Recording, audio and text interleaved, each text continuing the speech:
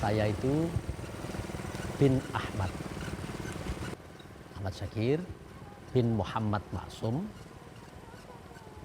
bin Ahmad bin Abdul Karim bin Mazid bin Ajrumi. Mbah Ajrumi itu punya istri Tionghoa. C-nya atau marganya Ui.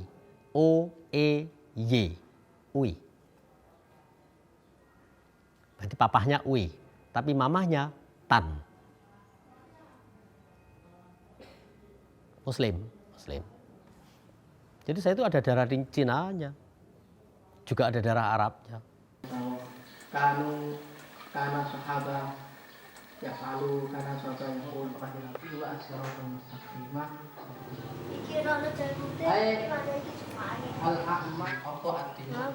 Karena kabeh iku mau ana sing ada iman. Pernah ada yang mempertanyakan, kenapa sih di rumah saya memakai atribut-atribut seperti kelenteng? Saya katakan itu bukan atribut kelenteng, tapi atribut Tionghoa. Di Cina sana tidak mesti kelenteng. Di Cina sana seperti itu. Nah, saya ini hidup di pecinan. Saya harus menyesuaikan diri. Pintu-pintu yang ada di rumah saya itu tulisannya bagus banget. Semoga panjang umur setinggi gunung.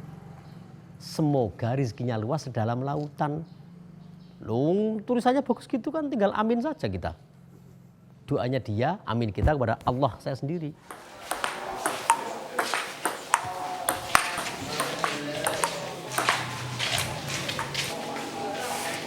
Saya saat ini ya sebagai pengasuh pesantren. Terhadap tetangga, posisi saya adalah tetangga mereka. Jadi saya tidak memposisikan saya sebagai tokoh masyarakat, enggak. Karena saya nggak tahu apakah saya ini tokoh apa enggak, saya nggak tahu. Tapi yang pasti saya pengasuh pesantren, pasti itu, nggak bisa saya hindari itu. Dan mereka tahu bahwa saya itu pengasuh pesantren. Dan masyarakat santri di sini sangat interaktif dengan masyarakat sekitar. Kata Naufal bin kata Waraqah bin Naufal. Fa akhbarahum biha ing dalam menangi kenabianmu. Awas.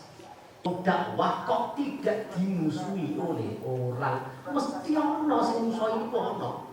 Mesti seorang pemimpin pasti punya satu orang sing yes man. Alam bisawab Rabbil Mustafa kalima qasidana wa firlana. Islam itu sangat menghargai masyarakatnya, sangat menghargai masyarakat. Islam itu dalam dakwah orang-orang Islam itu kondisional, situasional. Makanya ulama-ulama dulu dalam beberapa kitab menyebutkan wadarihim adum tafidarihim wa ardihim adum tafi ardihim. Ketika engkau berada di satu rumah, medayoh bertamu ke rumah, jadilah engkau sebagai tamu yang baik, beradaptasi. Wadarihim adum tafidarihim. Selagi engkau berada di rumah orang itu, beradaptasilah dengan baik. Jangan kau petengkelek. Orang di sini umumnya silo, ya silo. Jangan kau terus berdiri, kan gitu. Wa ardihim madum tafi ardihim. Ketika engkau berada di satu komunitas, maka buatlah senang komunitas itu. Interaksi dengan masyarakat ya baik-baik saja.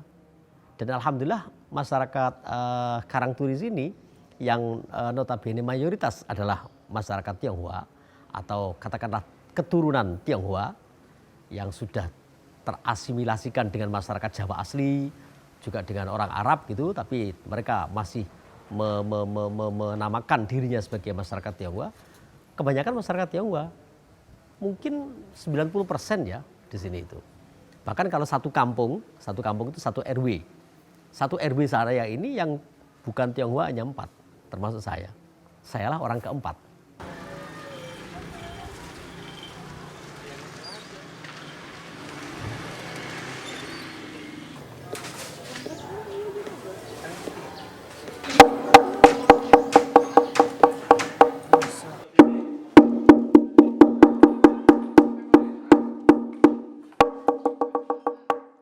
Tahun 2005 saya menerima murid, sampai tahun 2007 sampai tahun 2008 belum punya nama. Tahun 2008 itulah pertama kali ada nama. Dan siapa yang memberi nama? Ya masyarakat, tidak saya.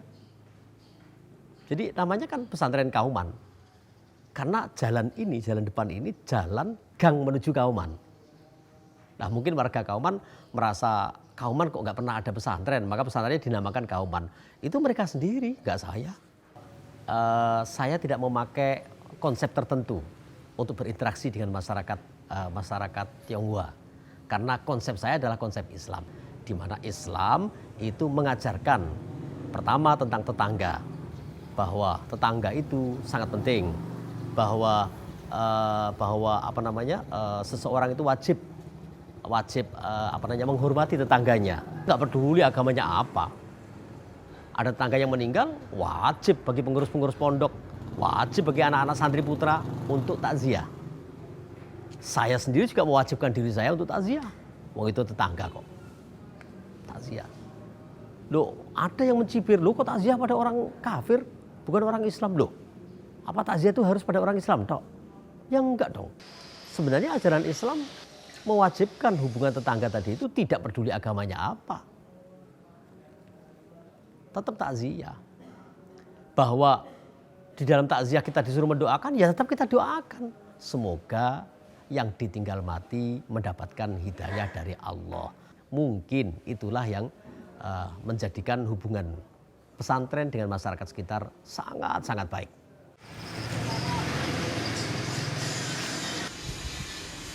Kalau ada dari suku Tionghoa meninggal, seperti Gus Jaim apa juga lelayu ke sini, sebaliknya.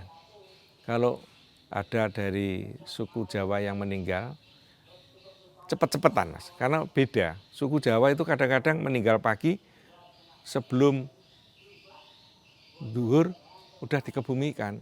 Jadi kita ini pasang telinga. Makanya orang Tionghoa kalau ada orang Jawa mati, cepet-cepetan SMS, teman-temannya di SMS. Untuk istilahnya taziah ya.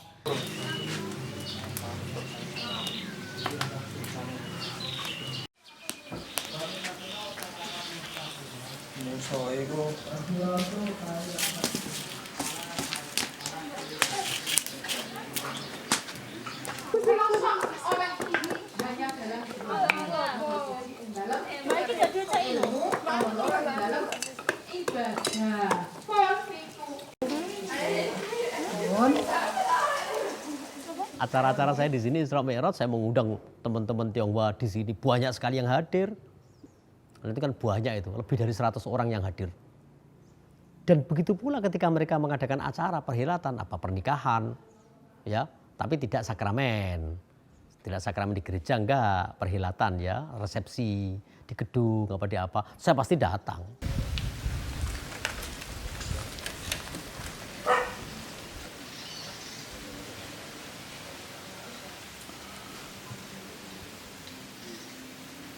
Saya kan sering di pintu, nak lewat tanya, "Ma kemana?" "Sini mah," gitu. Naik sepeda ya jalan ya, liwat ya, tanya saya. Ya kalau ada pesantren ini, pesantrennya memang baik, ya ndak mengenal orang gitu. Sama orang ini mengenal, tanya, "Ma?" Ya saya itu. Kadang-kadang kan ndak mengenal orang. Gitu. Ini mengenal. Jadi pesantren Gus Jaim ini baik, walaupun tempatnya di situ. Enggak pesantren ketemu kematian di gereja ya ada kok datang. Gus Jaim datang gitu. Ya ketemu sama Romo.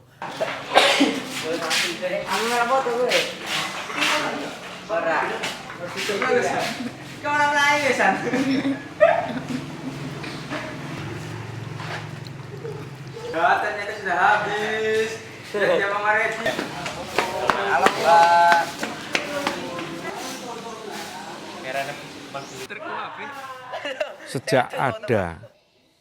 Sejak berdirinya pondok pesantren Kauman istilahnya, yang dikelola atau diasuh oleh yang terhormat Gus Jaim, pengaruhnya besar. pengaruhnya besar, terutama keamanan. Dan Gus Jain menerapkan sistem yang sangat ketat pada santrinya. Kalau ada santri di Pondok Kauman yang sekiranya kurang ajar, kita catat walaupun kita tidak tahu kejadian itu di mana, jam berapa, anak itu pakai pakaian apa, kita laporkan sama Gus Jain. Itu pasti di sidang.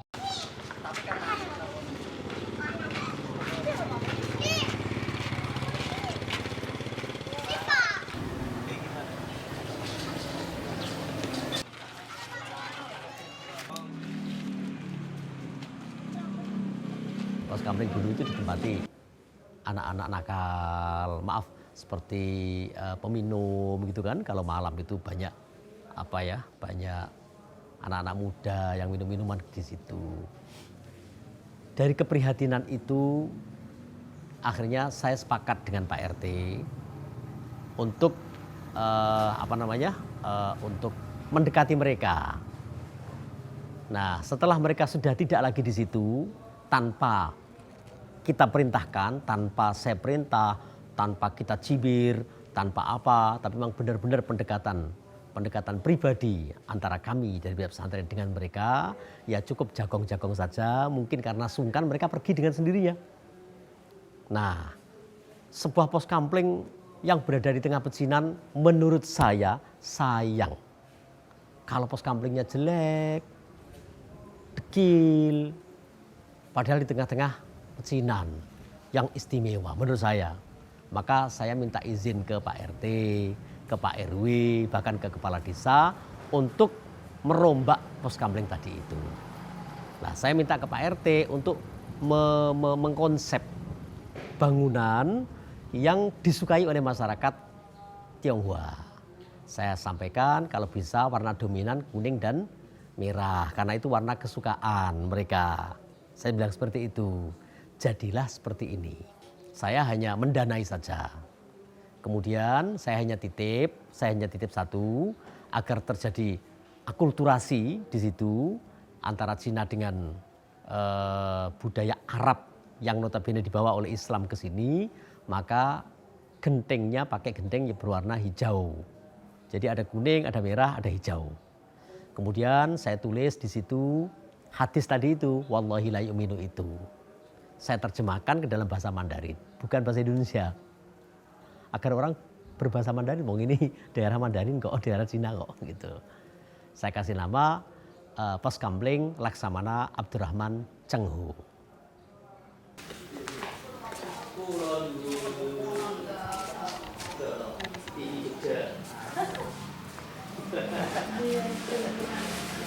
Dari mana ini? Dari ADE itu IP-ku. Apa itu ya berarti ya? Sendiri. Apa itu? Iya. Betul. Iya. Ya. Cukup mentok. Iya. Berarti yang punya jauh Kami dengan warga sekitar yang notabene adalah Tionghoa sangat interaktif. Sangat interaktif. Biasa mereka datang ke sini. Saya sendiri juga biasa datang ke tempat mereka. Bersarung, jagongan, ya jelegrang gitu biasalah. Nanti dibuatkan kopi, jagongan di sini. Ya ngomong ngalor ngidul seperti itulah, nggak ada sekat agama. Artinya agama tidak menjadi sekat. Agama tidak menjadi sekat, aliran tidak menjadi sekat, kemudian etnis tidak menjadi sekat. Bagi kita semuanya warga Lasem. Misalnya kami acara Rojabiah ya, acara Rojabiah, acara haulnya abah saya, mbah saya. Panitianya bukan hanya dari anak santri, bukan hanya dari masyarakat orang-orang yang ngaji di sini, tapi teman-teman Tionghoa, warga sekitar, Pak RT, Pak RW juga menjadi panitia, bahkan ikut masang-masang tenda gitu, berpeluh-peluh masang tenda. Ya biasa, jagongan makan di sini juga biasa. Yang beragama Islam sedang menunaikan ibadahnya 1 bulan. Rasa kepedulian kita tunjukkan, bukan hanya dengan omongan saja, kita harus juga tunjukkanlah kepedulian kami itu sampai di mana. Nah ini saya bisanya ngasih semacam kolak atau bubur kacang hijau umpamanya, atau bubur ketan hitam, ya itu sebatas itu. Saya lakukan tiap-tiap bulan puasa. Dalam hal ini juga anak-anak santri yang tinggal di situ ya juga senang. Kalau ketemu saya, Pak Gandor itu sama membungkukkan badan kepalanya. Jadi saya rasa sangat berbangga ada santri yang kasih hormat pada kita. Itu moga-moga saya tidak bilang kalau di Lasem istimewa, tidak. Nah, moga-moga aja di seluruh kota di Indonesia Lasem bisa buat contohnya. Ya hubungannya baik saja, supaya baik. Jangan ada yang cekcok tukaran apa gitu, jangan. Manusia itu jangan ada yang bermusuhan, semuanya baik. Memang ini ajaran Islam. Ajaran Islam yang santun, yang rahmatan lil alamin, bukan hanya rahmatan lil muslimin. Apalagi bagi saya rahmatan lin nahdiyin, bukan. Saya kan nahdiyin ya. Bukan hanya lin nahdiyin, tapi lil muslimin, bahkan lil alamin. Alamin itu kalau di dalam kitab-kitab klasik disebut sebagai man yaqilu, manusia, jin dan malaikat.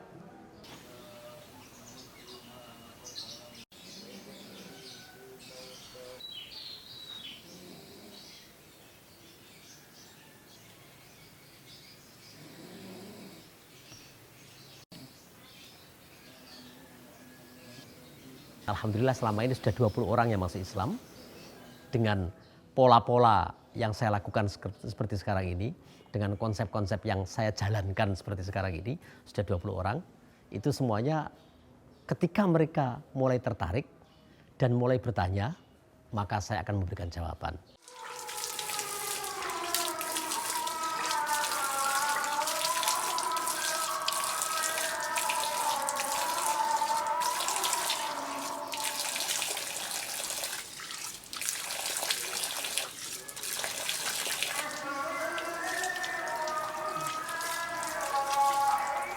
Sejatinya ya seperti ini, inklusif, toleran, fleksibel, sebuah dakwah yang inkulturatif, tidak mendobrak pada budaya, itu bukan, tapi budaya yang bisa diambil, kearifan lokal yang bisa diambil, disatukan dengan ajaran Islam. Dakwah itulah yang terbukti sampai sekarang ini sukses. Nah, sebaliknya dakwah secara kekerasan mungkin di satu daerah itu mungkin berhasil. Tetapi di daerah yang lain kebanyakan masyarakat Indonesia tidak menyukai itu.